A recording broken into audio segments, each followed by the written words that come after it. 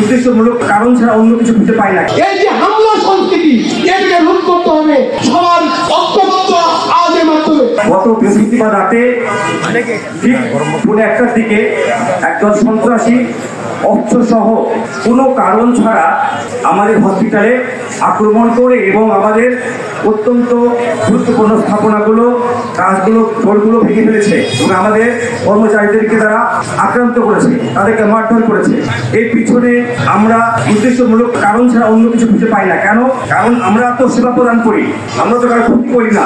অনতিবিলম্বে এই সন্ত্রাসীদেরকে গ্রেপ্তার করে দৃষ্টান্তমূলক শাস্তি দিয়ে আমাদের এই ক্রিক মালিক সমিতিকে সহযোগিতা করুন, আমাদের এই স্বাস্থ্যখাতকে সহযোগিতা করুন।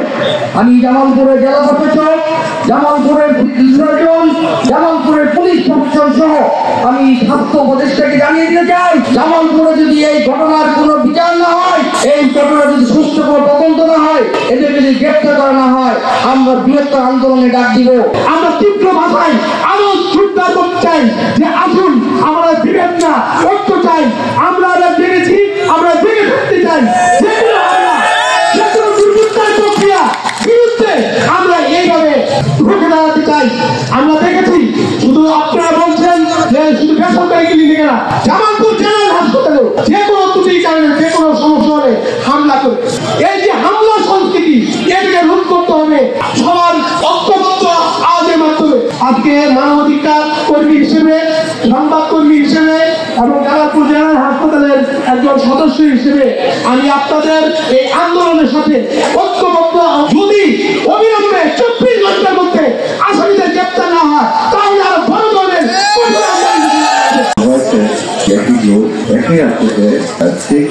ঘটনায় এই জাতীয় ঘটনা ঘটেছে এবং তাদের বিরুদ্ধে ইতিমধ্যে 2টি মামলা, পৃথক মামলা রুজু করা হয়েছে।